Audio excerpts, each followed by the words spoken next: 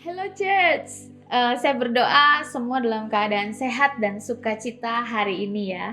Selamat hari Minggu buat setiap saudara dimanapun saudara berada hari ini. Bentuk ibadah kita boleh berbeda hari ini, tapi saya terlalu percaya bahwa gak ada satupun yang dapat membatasi pekerjaan Tuhan dalam hidup kita hari ini. Ada amin ya. Dan saya percaya hari ini as we open our heart again, He will speak to us. Dia akan ngajarin kita banyak hal hari ini. Dan mari menangkap itu dengan hati kita. So kita berdoa sebentar ya. Bapa, kami membuka hati kami dan hidup kami sekali lagi untuk mendengar firman Tuhan. Dan berbicara buat setiap kami karena kami siap mendengar dan kami siap untuk melakukan semua firman Tuhan hari ini. Di dalam nama Yesus kami berdoa. Mari semua yang percaya katakan amin. So, hari ini saya beri judul sharing saya, tetap terhubung. Mari sama-sama katakan, tetap terhubung. Nah, tentang apa sih sharing saya hari ini? Tentang berdoa, sederhana banget. Ada satu firman Tuhan singkat yang akan jadi dasar saya sharing hari ini. Saya ambil dari 1 Tesalonika 5 ayat 17 yang berkata, tetaplah berdoa. Singkat banget kan? Ayat yang sangat pendek banget, ayat yang sangat sederhana, dan gampang banget dihafalin, tapi mengandung pesan yang sangat kuat banget. Dan kita mau bahas sama-sama hari ini.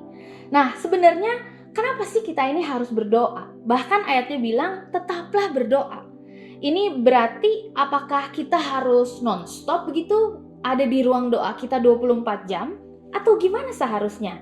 Nah, hari ini saya mau bahas 3 poin kenapa kita harus berdoa, apa tujuan berdoa, dan apa hasil dari berdoa. Saya percaya nih, setelah selesai dengar sharing saya, pasti setiap kita nggak sabar untuk langsung praktek dan mengalami sendiri.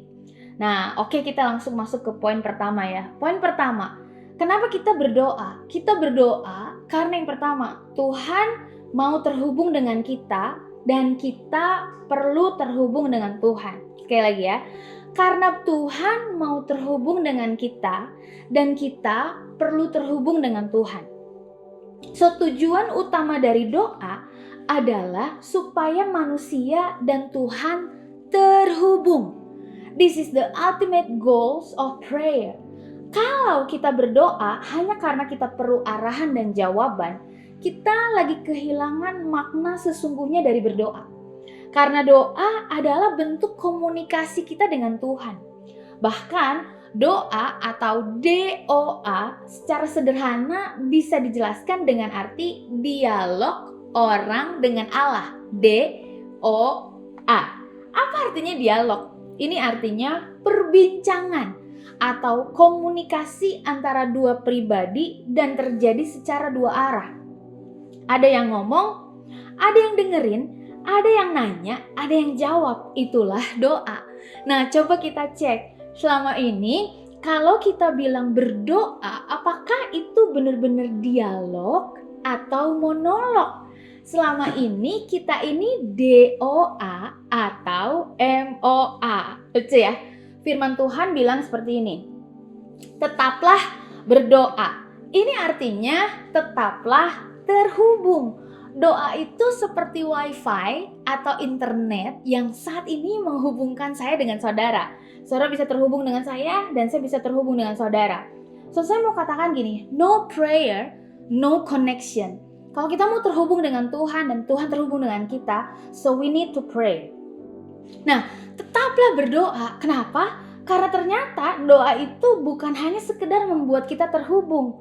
Doa itu membuat kita jadi lebih dekat, betul ya? Saya jadi lebih dekat dengan setiap saudara, saudara jadi lebih dekat dengan saya, karena ada wifi atau internet yang mendekatkan kita. Nah, ini luar biasa, ini saya alami sepanjang hidup saya. Doa itu membawa kita menjadi lebih dekat kepada siapa kita berdoa, pada Tuhan. Dan doa itu membawa kita jadi lebih dekat dengan siapa kita berdoa, sesama kita atau partner doa kita. Dan luar biasanya lagi, doa itu membawa kita jadi lebih dekat dengan siapa yang kita doakan, jiwa-jiwa atau siapapun yang sedang kita doakan hari ini. Nah, ada satu cerita dalam hidup saya yang bisa menjelaskan tentang ini. Satu kali saya tuh lagi menjangkau satu pribadi perempuan di luar kota. Dan karena kita udah kenal dan juga dan akhirnya tiba-tiba masuk ke musim corona ini, akhirnya saya nggak bisa mengunjungi dia ke kotanya dan dia juga nggak bisa datang ke kota saya, ke kota Bandung. Dan lucunya saya konseling dia lewat telepon, saya lahir baruin dia lewat telepon, saya memuridkan dia lewat telepon juga. Sometimes saya kasih pesan lewat WhatsApp voice notes. Dan saya tuh jujurnya bingung, gimana caranya ya supaya dia bisa tertanam di satu gereja di sana. Gimana caranya supaya bisa jelasin tentang Tuhan Yesus sama dia. Karena anyway dia berasal dari agama lain, bukan agama Kristen. Dan hari itu saya cuma bilang, aduh Tuhan, gimana caranya ya? Saya cuma bisa berdoa. Saya bilang, saya cuma bisa berdoa. Dan memang itu yang saya terus lakukan. Saya emang cuma bisa berdoa. Berdoa setiap hari, bahkan bukan hanya setiap hari. Setiap saat saya ingat wajahnya dia, saya doain dia, saya sebut nama dia, saya bawa dia ke hadapan Tuhan. So berbulan-bulan dilewatin dan sempat ada momen 1 bulan kita nggak kontakan sama sekali. Tapi bulan lalu dia tiba-tiba kontak saya di WhatsApp, dia bilang gini, Ci, saya mau dibaptis hari ini. Thank you buat semua bimbingan Cici sampai hari ini, akhirnya saya bisa dibaptis. Tahu nggak? Saat itu saya tiba-tiba pengen nangis banget, saking terharunya, saking sukacitanya. Dan dia cerita itu kayak beberapa malam dia suka mimpi kayak ada seorang pria datang dan ngomong ngajarin banyak hal sama dia. Dan dia tahu ketika bangun tidur dia tahu itu Yesus. Singkat kata dia dibaptis dan akhirnya berjemaat di satu gereja di kota itu. Nah, dari cerita ini kita bisa ambil kesimpulan bahwa doa itu benar, bukan hanya menghubungkan kita dengan Tuhan, tapi doa itu menghubungkan orang yang kita doain dengan Tuhan juga dan dengan kita juga. Amazing kan ya, betapa doa itu berkuasa banget. Nah, Tuhan itu gak bisa dibatasi.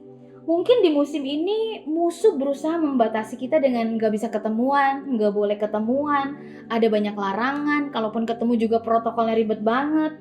Atau mungkin konflik bisa terjadi di antara sahabat atau keluarga karena miskomunikasi, karena gak ketemu. Musuh bisa membatasi ruang gerak kita dan daya jangkau fisik kita. Tapi tahu nggak, musuh itu nggak bisa membatasi ruang gerak doa dan daya jangkau doa yang kita naikkan sama Tuhan. So mari berdoa, berdoa, berdoa. Yang setuju katakan amin. So tetaplah berdoa. Ini artinya juga kita lagi membangun kehidupan berdoa, bukan hanya kegiatan berdoa. Bedanya jauh banget. Kalau bicara soal kegiatan doa akan ada akhirnya. Tapi kehidupan doa itu bicara setiap saat, on terus. Seperti wifi atau internet yang 24 jam itu on terus. Kita tahu kalau internet kita off. Apa tandanya internet kita off? Kita nggak bisa download banyak hal, kita nggak bisa dapat informasi banyak hal. Nah, kapan kita tahu connection kita off sama Tuhan? Waktu kita nggak rasain Tuhan, waktu Tuhan nggak ngomong apa-apa sama kita, waktu kita nggak bisa dengerin apa-apa dari Tuhan. So, tetaplah berdoa. Nah, saya mau kita lihat satu pribadi aja di poin yang pertama ini yang namanya Daniel. Dia seorang yang masih muda waktu itu dan di tengah bangsa yang dimana dia hidup, itu adalah bangsa yang menyembah patung dan dewa. Tapi Daniel tetap menyembah Tuhannya. Sampai satu kali ada banyak orang ingin mencelakakan Daniel dan ngaduin Daniel ke raja bahwa Daniel ini gak menyembah patung dan dewanya raja, tapi Daniel menyembah Tuhannya Daniel. Sampai akhirnya raja keluarin perintah supaya Daniel dilempar ke gua singa. We all know the story. Nah, saya mau bacain ayatnya. Daniel 6 ayat 11. Demi didengar Daniel bahwa surat perintah itu telah dibuat. Perintah apa sih? Perintah raja untuk bawa Daniel ke gua singa. Lalu Daniel pulang. Dalam kamar atasnya ada tingkap-tingkap yang terbuka ke arah Yerusalem. 3 kali sehari ia berlutut, berdoa, serta memuji Allahnya. Seperti yang biasa dilakukannya. Kata kuncinya di sini, biasa. Daniel gak berdoa ketika dia dapat masalah. Tapi dia punya kebiasaan dan kehidupan berdoa. Dia menjaga dirinya tetap terhubung, sehingga ketika masalah itu datang, ketika tantangan datang, ketika surat dari raja itu datang untuk membawa Daniel ke gua singa, dia nggak kehilangan iman, dia nggak kehilangan arah, dia bahkan nggak kabur. Dia kemana? Dia lari, dia pulang ke rumah dan dia berdoa, memuji Tuhan dibilang. Nah, gimana dengan kita? Mari kita pastikan kita tetap terhubung dengan Tuhan. Karena memang Tuhan ingin terhubung dengan kita. Dan terutama karena kita yang sangat perlu terhubung dengan Tuhan. So, jangan salahkan Tuhan atau keadaan ketika kita down saat ketemu dengan masalah. Mungkin di masa pandemi ini kita down. Salahkan diri sendiri. Kenapa kita gak berdoa ketika kita sedang gak ada masalah? So, itu poin pertama. Tetap terhubung dengan Tuhan. Karena Tuhan mau terhubung dengan kita. Bangun kehidupan berdoa, bukan hanya kegiatan yang berdoa. Yang percaya katakan amin. So, poin yang kedua, kita berdoa, karena Tuhan mau mendengar dan menjawab doa kita. Ini tuh luar biasa banget. Bener-bener kebangetan banget luar biasanya. Tuhan itu mau dan bahkan menunggu-nunggu untuk mendengar kita. Nah, padahal Tuhan itu Tuhan. Dia udah tahu semua hal, bahkan sebelum kita mengatakannya. Bener ya? Dia mengenal pikiran kita, dia kenal hatinya kita. He knows everything. Dia Tuhan yang maha tahu, dia maha melihat. He is omniscience God. Tapi dia mau dengerin kita. Bahkan dia nunggu-nunggu waktunya untuk dengerin kita. Nah, kita lanjut perjalanan Daniel. Setelah Daniel lepas dari gua singa, lalu lepas juga dia dari dapur api. Ini luar biasa banget lah. Gak berhenti di situ. Bangsa itu mengalami kesusahan besar. Kalau kita baca seluruh kitab Daniel itu selalu disebut di situ selalu gak berhenti berdoa. Ada beberapa masa di mana Daniel itu disebut lari sama Tuhan, curhat sama Tuhan, cerita sama Tuhan. Dan ini ada ayatnya bagus banget. Daniel 10 ayat 12. Lalu katanya kepadaku, janganlah takut Daniel, ini Tuhan yang ngomong, sebab telah didengarkan perkataanmu sejak hari pertama engkau berniat untuk mendapat pengertian dan untuk merendahkan dirimu di hadapan Allahmu. Dan aku datang karena perkataanmu itu. Wah, ini awesome banget. Sekali lagi ya, Daniel 10 ayat 12, pakai terjemahan sehari-hari saya. Janganlah takut Daniel, sebab telah didengarkan doamu sejak hari pertama engkau berniat berdoa. Jadi kebayang gak? Daniel itu baru berniat untuk berdoa, tapi Tuhan bilang, aku telah mendengar perkataanmu sejak hari pertama engkau berniat berdoa. Belum berdoa, belum curhat, tapi Tuhan udah mendengarkan doa Daniel yang belum terucap lewat kata-kata. Awesome banget. Dan Daniel 10 ayat 18-19 bilang gini, lalu dia, Tuhan, yang rupanya seperti manusia itu menyentuh aku pula dan memberikan aku kekuatan dan berkata, hai engkau yang dikasihi, janganlah takut, sejahteralah engkau, jadilah kuat, ia jadilah kuat. Sementara ia berbicara dengan aku merasa kuat lagi. Wow, tadi saya bilang bahwa kita berdoa karena Tuhan mau mendengar kita dan Tuhan mau menjawab doa kita.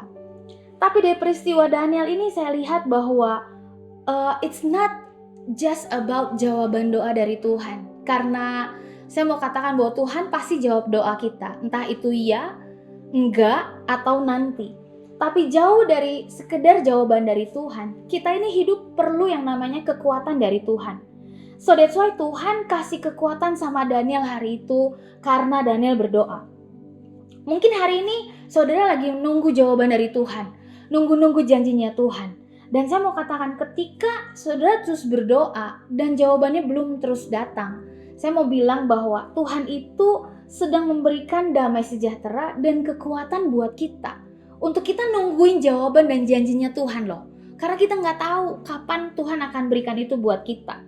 So, sama seperti Tuhan menjawab Daniel, Tuhan tuh lagi jawab kita hari ini. Hai engkau yang dikasihi, Jangan takut, sejahteralah engkau, jadilah kuat, jadilah kuat. Dan sementara Tuhan berbicara kepada Daniel, sementara Tuhan berbicara sama kita hari ini, lalu tiba-tiba kita merasa kuat lagi. Nah, ada satu story, cerita tentang saya lagi, ada satu story di mana saya ngalamin satu struggle di hati yang memang saya nggak cerita sama siapa-siapa. It's about my calling. Tentang apa sih yang Tuhan mau buat hidup saya next ke depan. Bingung, nggak tahu harus cerita ke siapa, bahkan ke suami saya juga nggak cerita, bukan mau rahasia-rahasiaan, tapi memang it's just something yang saya nggak bisa jelasin dengan kata-kata. Dan saya bahkan nggak ngeluarin kata-kata juga waktu berdoa sama Tuhan. But it just stay in my mind, it stay in my heart for quite a long time. Dan ya ada sesuatu yang mengganjal aja dan saya nggak tahu apa. Tapi saya bawa itu terus di hati saya, di pikiran saya. Saya terus pikirkan, saya terus tanya sama Tuhan dalam hati aja. Nah, lalu beberapa bulan gereja kita tuh kedatangan satu pastor dari luar negeri. Dan seperti biasa setelah khotbah, pastor ini tiba-tiba balik badan ke belakang. Hari itu saya jadi WL.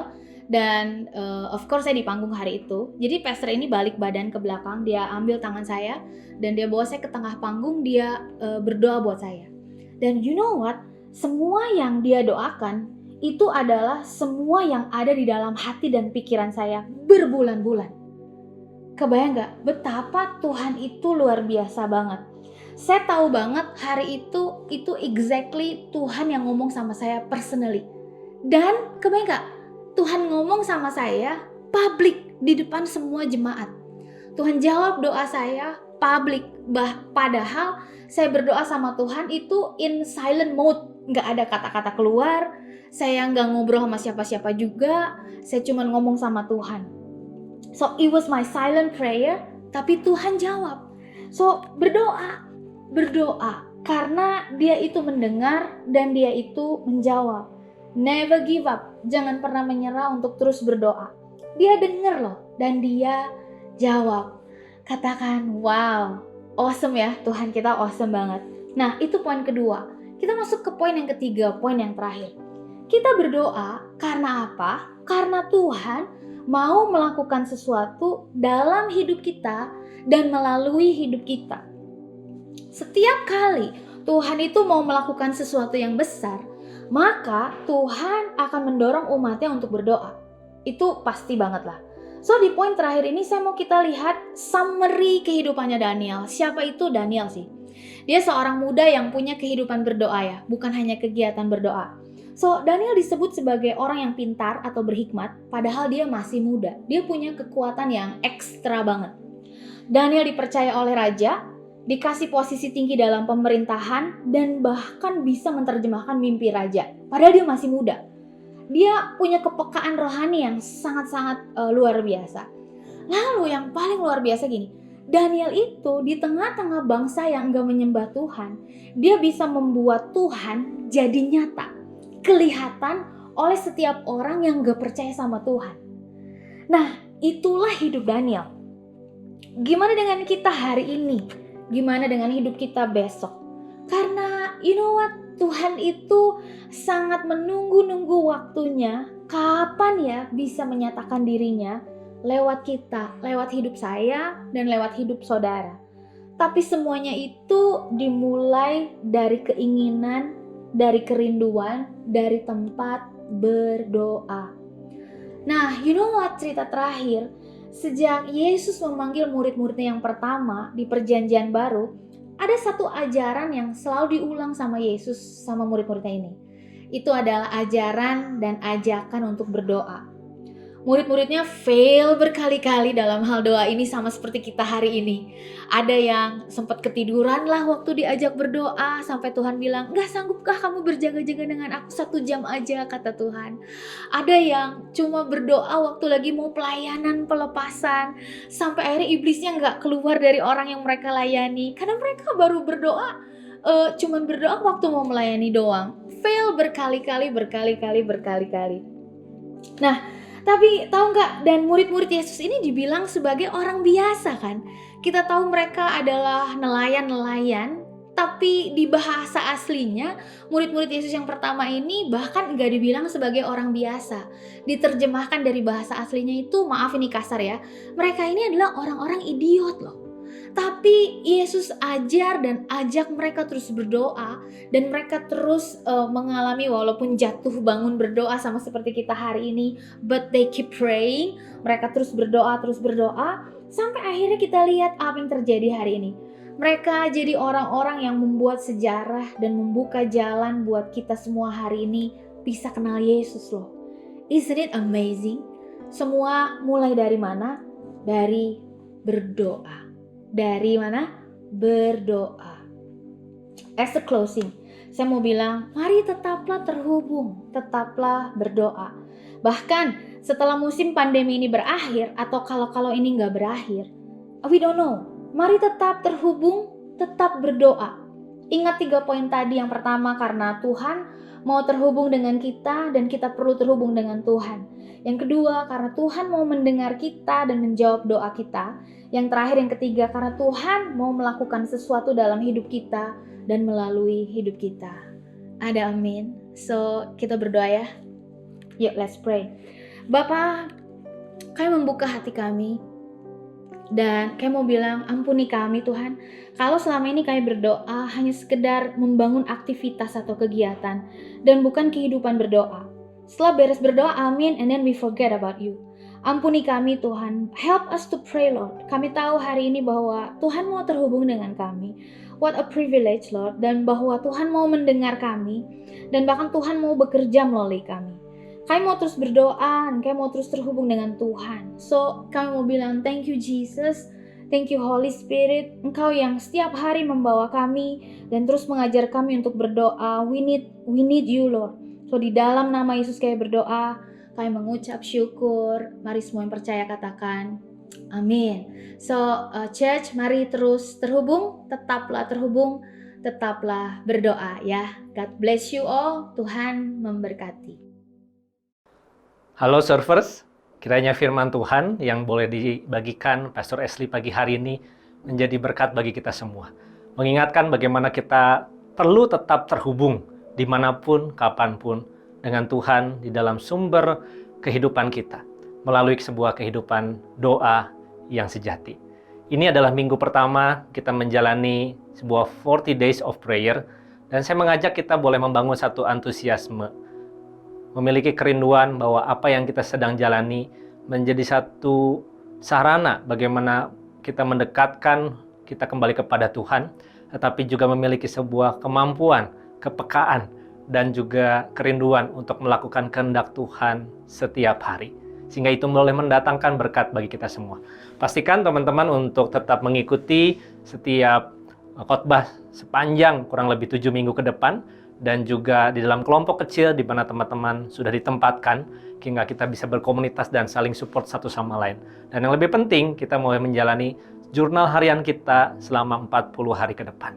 Setiap hari kita memiliki satu kerinduan, satu pendengaran seorang murid yang boleh mendengar suara daripada Tuhan, Bapa dan Juru Selamat hidup kita.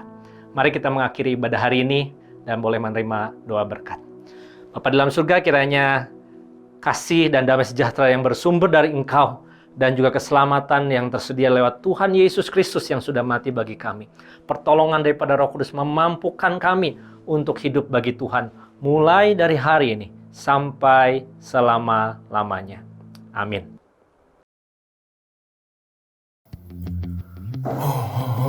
Welcome back to Tukang Warta. Kali ini gue ngingetin lagi soal bersyukur. Jadi servers harus bersyukur karena masih bisa beribadah dan dengerin firman Tuhan. Tapi kalau udah dengerin firman Tuhan, jangan cuma dengerin sebagai informasi, tapi harus jadi kebenaran yang bisa mengubah hidup kita semua. Oke?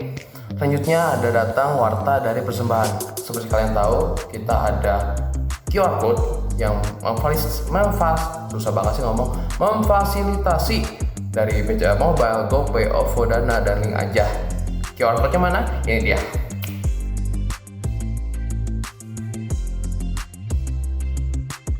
Selanjutnya gue juga mau ngingetin lagi buat kok ngingetin sih? Salah, harusnya merayakan yang ulang tahun di minggu ini. Siapa aja sih yang ulang tahun di minggu ini? Let's check it out.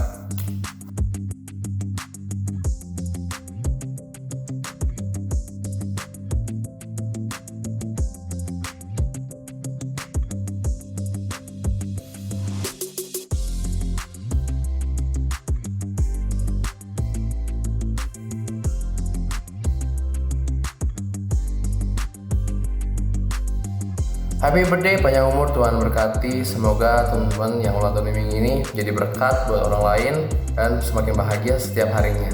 Oke, lanjutnya gue juga melihat nih server-server baru yang pertama kali hadir.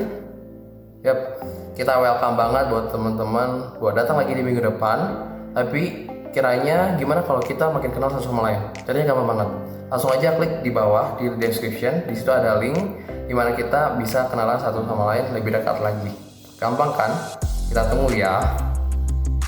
Lanjutnya, gue juga sini mau ngingetin lagi soal komit online. Jangan lupa ya buat komit online, itu penting. Tapi buat teman-teman yang, gua belum punya komit online, gimana ya? Nah, Wave Youth Ministry juga kasih solusinya. Kita ada nih, gampang banget. Jadi caranya langsung aja klik di description juga ada tuh linknya. Jadi kalian langsung aja daftar. Di situ nanti dari tim Wave Youth Ministry bakal menghubungi kalian dan mencari nih mana sih yang cocok buat kalian. Jadi komit online mempermudah hidup kita. Lanjutnya buat teman-teman yang kepo sama Wave Youth Ministry, gampang banget. Kalian bisa langsung aja lihat dan follow Instagramnya Wave Youth Ministry di @waveyouthministry or @youth1wave. Jadi pantengin aja terus kegiatan selanjutnya dari Wave Youth Ministry. Sekian dari warta gua. Happy Sunday, God bless you, bye bye. Aduh, lupa servers. Ada yang menarik nih di Wave Youth Ministry. Wave Youth Ministry ada di Spotify. Nah, itu tema-tema juga menarik banget. Jadi kalian pantengin terus Spotify-nya Wave Youth Ministry karena kalian di situ juga bisa belajar. Kemarin aja ada sama Koyuri sama Kojo. Nah, ngomongin apa coba? Ayo, kepo kan? Menarik banget. Pokoknya pantengin terus. Yuk, lihat, dengerin. Menarik deh. Oke? Happy Sunday. God bless you. Bye-bye.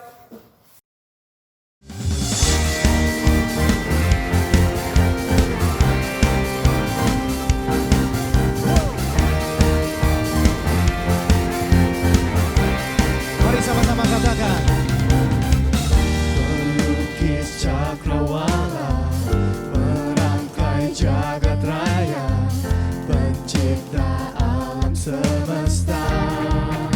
Katakan pemilik kehidupan, pemilik kehidupan yang sanggup menyelamatkan jalan-jalan kebenaran.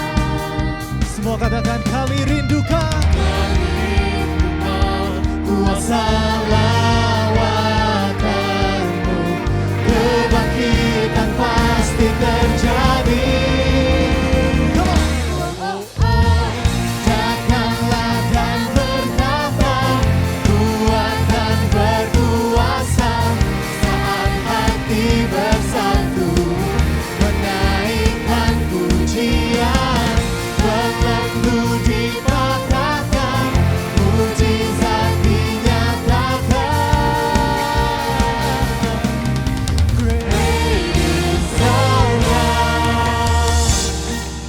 semangat buat Tuhan. Yeah.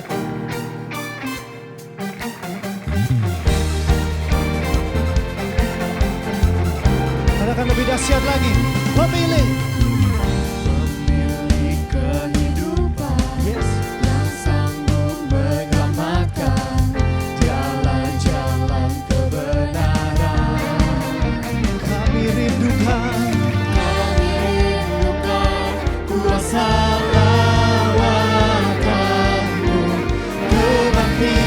pasti terjadi. Datanglah dan